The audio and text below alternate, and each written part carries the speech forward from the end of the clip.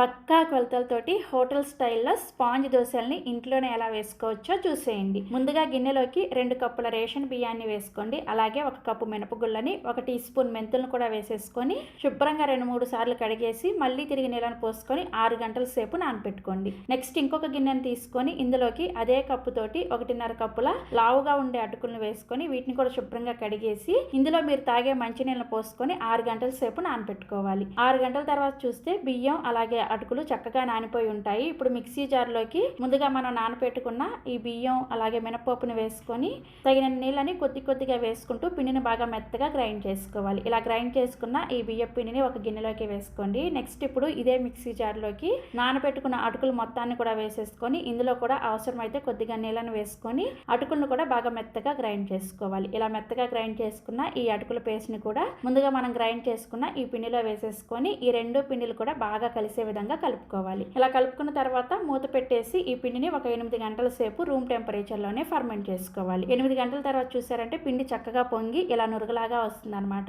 ఇప్పుడు ఈ పిండిని ఒకసారి కలుపుకొని ఇందులోకి రుచికి సరిపడా ఉప్పుని వేసుకోండి. అలాగే అవసరమైతే కొద్దిగా నీళ్ళను కూడా వేసేసుకొని పిండిని ఇక్కడ వీడియోలో చూపిస్తున్న కన్సిస్టెన్సీలో రెడీ చేసుకోవాలి. దోశల పిండి రెడీ అయిపోయింది. ఇప్పుడు పెనాన్ని వేడి చేసుకొని పెనం వేడైన తర్వాత కొంచెం చిన్నగా లైట్ గా పలచగా ఉండే విధంగా ఈ విధంగా దోశను వేసుకొని ఈ దోశ కొద్దిగా తడి ఆరిపోయిన తర్వాత కొద్దిగా నూనెను వేసుకొని ఒకవైపు కాల్చుకున్న తర్వాత రెండో వైపు కూడా తిప్పుకొని రెండో వైపు కూడా దోశను ఇలా చక్కగా కాల్చుకొని సర్వింగ్ ప్లేట్లోకి తీసుకోండి. ఇదే విధంగా మిగిలిన పిండితో మీకు ఎన్ని దోశలు కావాలంటే అన్ని దోశలు వేసేసుకొని మిగిలిన పిండిని ఫ్రిడ్జ్లో పెట్టుకున్నారంటే చక్కగా 3-4 రోజుల పాటు ఈ పిండితో దోశలు వేసుకోవచ్చు. చూసారా దోశ ఎంత మెత్తగా స్పాంజ్ లాగా వచ్చిందో. టేస్ట్ కూడా చాలా బాగుంటుంది. తప్పకుండా మీరు కూడా ట్రై చేయండి. అలాగే మన ఛానల్లో చాలా రకాల బ్రేక్ఫాస్ట్ రెసిపీస్, దోశ వెరైటీస్ అన్నీ కూడా ఉన్నాయి. ఒకసారి మన ఛానల్ని విజిట్ చేయండి. Thank you.